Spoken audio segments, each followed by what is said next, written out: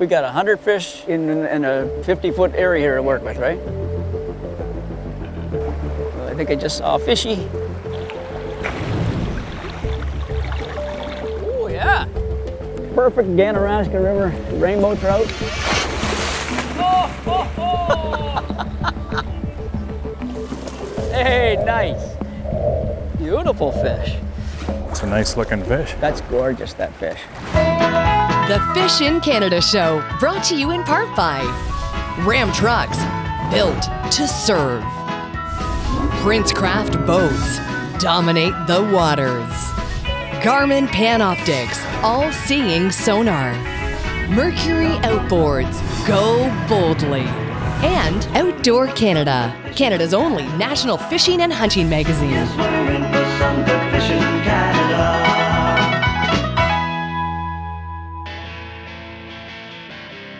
Today is going to be awesome. Number one, it's the first fishing trip of the year. Number two, it's the first Fishing Canada shoot of the year. And number three, I get to fish for a fish species I haven't gone for in about 5 or 6 years. A steelhead or rainbow trout that are migrating up from Lake Ontario. I think I'm going to catch a bunch of fish today. It's going to be cool. This right here is the most important part of today's show. No trespassing, private property. I'm going to fish on private property today, but I have permission. Kevin Ritza is coming over here right now. How you doing, buddy? How's it going, Pete? Good. We've been talking for a couple of years. He said, Pete, you got to come and fish this property. He says, I got private land, but we have access to some great rainbow trout fishing. There's no way in this world that I could fish this without having permission. And you got to remember that. Respect property owner's land. If you get permission, go for it. If not, you're going to get busted. Let's go fishing, buddy. Let's get geared up. What do we got for river here to look at? About 2 kilometers of river to fish. Yeah. Walking in the top end here now. Right on. We got lots of deep pockets, rapids, lots of fish. Nice. Now, when you're sitting a run like this, what do you look for when you're looking at here? You're looking at this little spot or down front. I'm looking for little deeper holes, certain rocks, certain runs. Okay, and then obviously you're looking for a fish. You might get down too. there, you might even see something tucked in along the far bank too. Right. Right on. Yeah, look for your dark spots. Yeah. Cool. Stealthy, because they'll see you or hear you. Yeah, no kidding.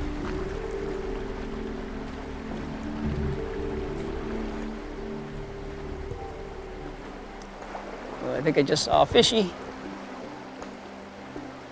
Man, that spawn bag is ripping by so fast, you'd wonder how a fish could get that, eh? But yeah, they're so used to feeding in this kind of stuff. I guess that's their life. In case you're wondering what we're using today, again, beginners, you might not know exactly what's going on. We're using rainbow trout eggs. They're called spawn or it's called roe. Kevin bagged these up. You get a netting material, just bag them up in probably a dime-sized ball. Basically, this time of year, almost the only food they have in here is trout eggs, and they will eat it. They're kind of cannibalistic. So you just basically take a small, that's a number 12 hook. You just put it through this has been used a bit, so I put it through a little bit better. You might pierce one egg for some smell, and then just let that dangle across and drift down the current, and these fish will pick it up. It's a little more visible than a single egg. That's why you use a bag of these in this, and the colors. You got some chartreuse here too in there. But that's what we're using today is roe or spawn from a rainbow trout.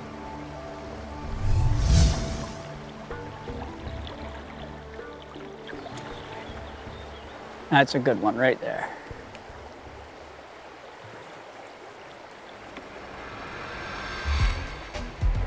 That's a fish. it is a fish. Yeah. It's a good sized fish. Good size one, yeah.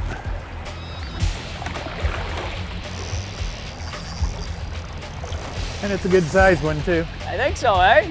You want to walk down a little, Pete. We'll try to drag him up on the beach over here. Yeah.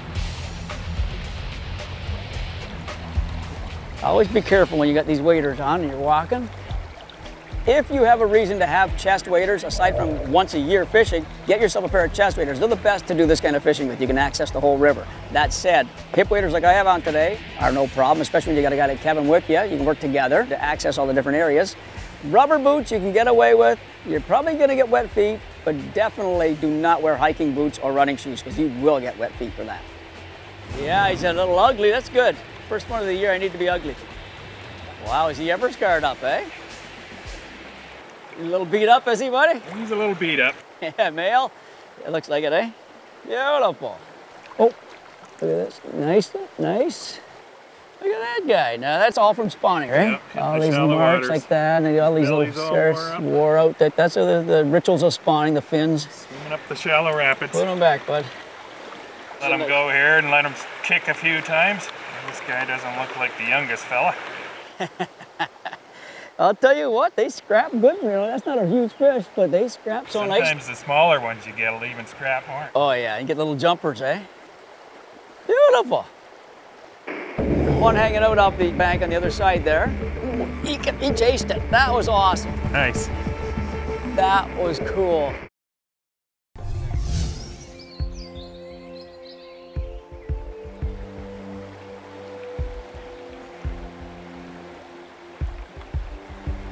There's a pair spawning here. You've seen these pair, right?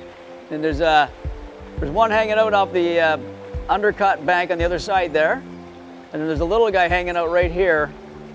And they move in on his nest every time and he pushes him off. He must have pushed him off 20 times already just standing here. He's got his work cut out for him. I think he's going nuts. He goes out and back in like that. He's a guardian. Must be a tough guy. It's just nature at its best right there. Yeah.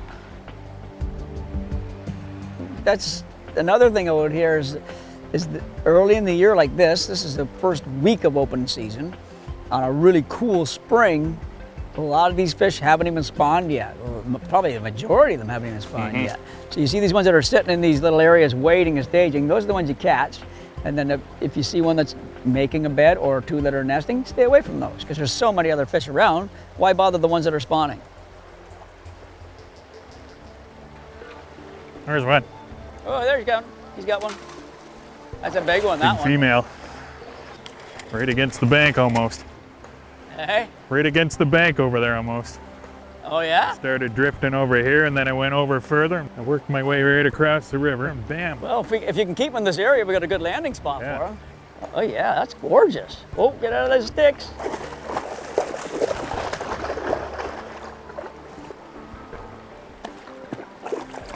Easy, mama. Just in the skin.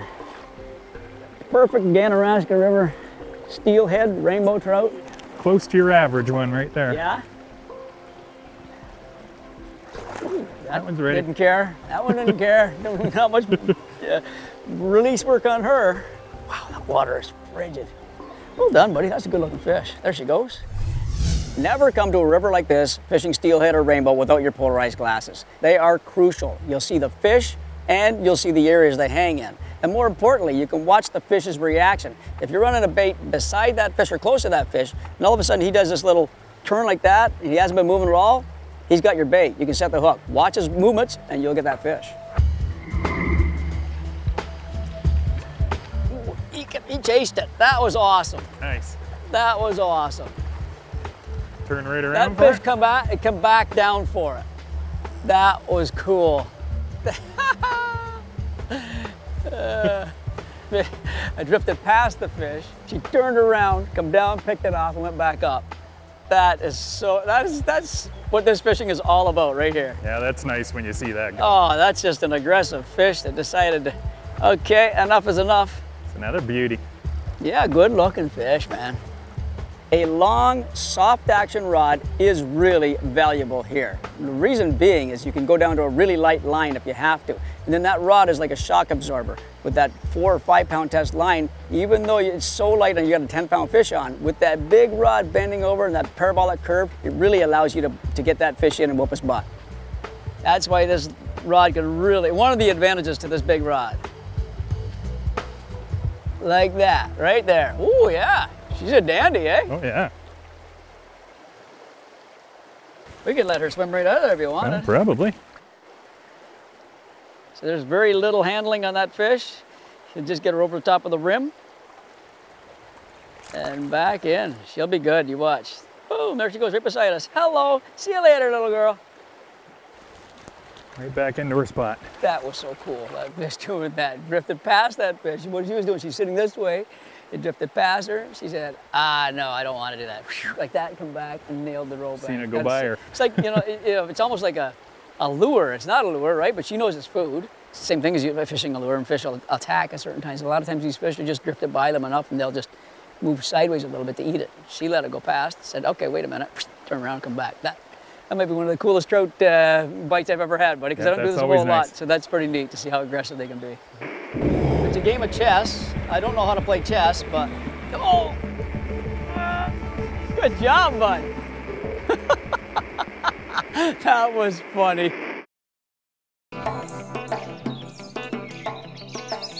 I'm walking along to go up to the next pool, the next hole, and I'm seeing this, so either along the creek bed or along the trails. This is gonna happen a lot. This is so not cool. It's garbage on somebody else's property. So what I do normally in a situation like this is I carry a garbage bag with me, and I pick up all the garbage, and you don't have to show the landowner when you're done, just show respect it, so you pick up your own garbage, and if you have anybody else's garbage there, you pick it up too.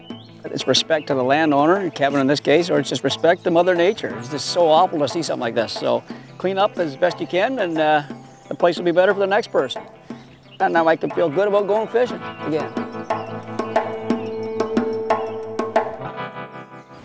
Catch them all day long if they're just gonna sit there and edge on. Well, you know, it's a game of chess. I don't know how to play chess, but, and to be honest, I never, Here's something that I think is key, and it's why I lost a couple of fish today. Always have your drag set tight when you're drifting and ready for the bite. That way you can set the hook and get a good penetration. A lot of times what I do is I set the drag tight, loosen it off to fight the fish, and then forget to tighten it up on the next fish. So when you set the hook, bzz, the line comes out, you don't get a good hook set. So make sure you fish with a tight drag and then loosen it off accordingly.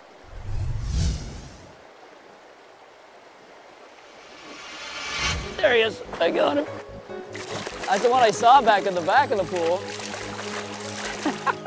He was sitting one single one, just sitting alone by himself in that, look at this, he's freaking stuck. Sitting in one fish, there's 3 or 4 of them right there and one back there, and I let it drift a little bit further back, and look at him. It's like that big salmon. Just holding, just holding. That shows persistence there. Kevin said, stay with it. Don't leave this hole if you can help it. Yeah, that's a nice fish. He's in the mud. There. Fish is not. There, get up on the bank here, buddy. If the water wasn't so muddy, you could have scooped him. Good job, bud. That was funny. That's a nice fish. That's a hen, eh? Yeah. Beautiful fish. It's got a goldish color to it, eh? Yeah, that's a nice one. Look at that. A nice looking fish. Beautiful. Very nice. Oh, I'm gonna put her back, buddy. We're in a rough river.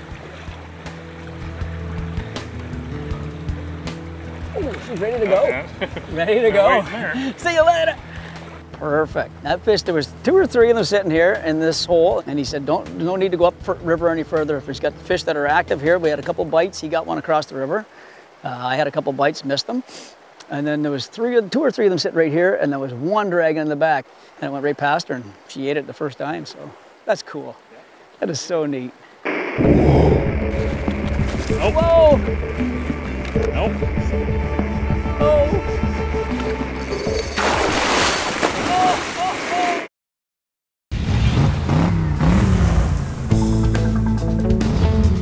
To get to today's outstanding rainbow fishing, I drove east on Highway 401 and exited on Highway 28 at Port Hope.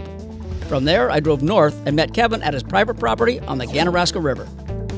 The Ganny has lots of public water to fish along its course. It's up to you as an angler to either fish these public access areas or ask for permission from local landowners and try for some less pressured trout. As always, it's important to respect the land no matter where you fish.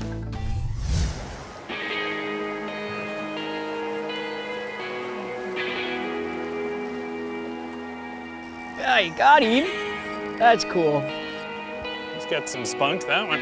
Yeah, now he's doing one of those, I'm gonna just sit right here.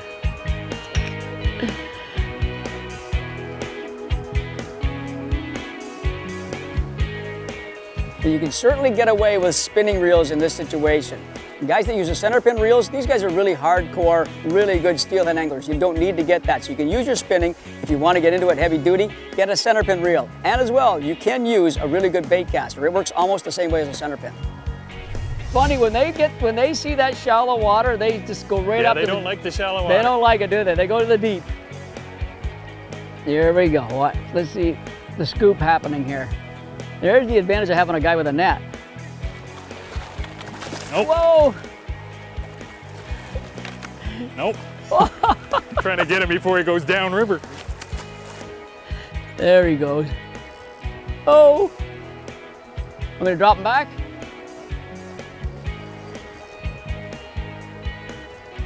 That's a hard netting job right there. Good job. Missing part of her tail. Yeah, top part, which is weird. His tail. I said he. Couldn't see it. You can see that lower jaw on him. He's biting our net, but that kipe, that up-shooting bottom up looks like that, basically, right there. You can see that. He's been caught before. Look, that's catch and release at its best, for sure. That's not bloody. Actually. Oh yeah, maybe. Yeah. Okay. I've seen him when I net him there. His mouth was open like that. Yeah, maybe. You know what? I think you're right. I think his jaw's been broken. Look at that, it is. He can't close his mouth properly. That's bizarre. Normally they'd close their mouth by now. It would be all closed up. His bottom jaw is still wide open. But if it was completely closed, that fish would die. But by being open, the water goes through his gills all the time, so. Guess it was easy to hook that one. His mouth was already open. I didn't realize. No wonder I got that one.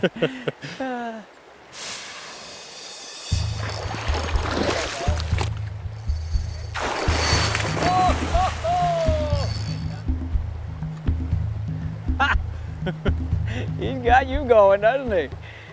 This is when the fun begins, right here. There he is. He's biting you good, eh? Playing that current. Yeah, Sometimes if you give them a little slack, they almost swim right back up to you. That's got a nice color to it, doesn't it, that fish? Pretty red. Got some nice red on it. Since I got a net in hand, I'll try and show you sort of what to do and what not to do. The whole idea of netting any fish is to net it head first. That's the proper way of doing it. So we'll try and do it here. With current, it makes it even harder. With two guys, it's a little easier. They don't like the shallow water. No, they don't want to. Hey, nice. They don't like that shallow water. This is our fish right here. See his tail? We're going to show you an example of how not to net a fish and how to net a fish. It might look silly to you, but you're going to get a good view of this because now we're using props. So people that think they can net a fish tail first, here's what's going to happen. First off, you got a lot of resistance on this little wee net. You've already got resistance in the current. You're going to try and pull the tail of that fish. I'm going to do this, and then he's going to look at. You can't get it. Just sitting there, you're thinking you got a good stab at it. You touch his tail, he's gone. So what you got to try and do is you get that fish like that, you hold it. If Kevin's playing this fish like that, head first it goes in the net, just like that. It's so simple. Beauty. So when he comes like this, he'll turn around like that, and he swims right in the net. See that? Perfect. Swam right into the net. You do that backwards. Oh, this is a gorgeous fish, Yeah, Kevin. he's pretty red, eh? This is beautiful. It's a nice looking fish. That's gorgeous, that fish.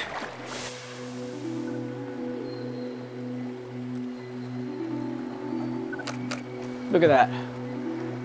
That color on that guy. That right there, that's rainbow trout at his best, friends, right there. Put him back, buddy.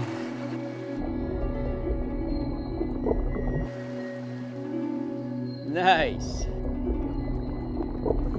Beautiful. Keep the glove on, buddy. Good job. That was a good looking fish. It was. I like that. And finally, do not fish on any property that you don't know is not crown or public land. If it's private, you need permission. As a matter of fact, I'll read you the law. As of 2010, if you are found guilty in a court of law of violating Ontario's Trespass to Property Act, fines of up to $2,000 can be assessed against you. $2 grand, that's hefty.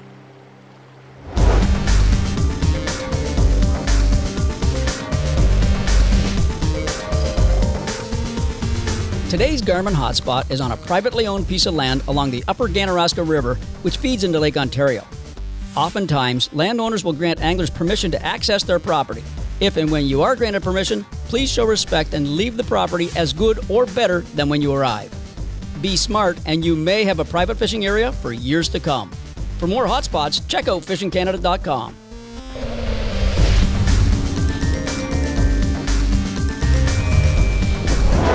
The Fishin' Canada Show, brought to you in part by Ram Trucks, built to serve.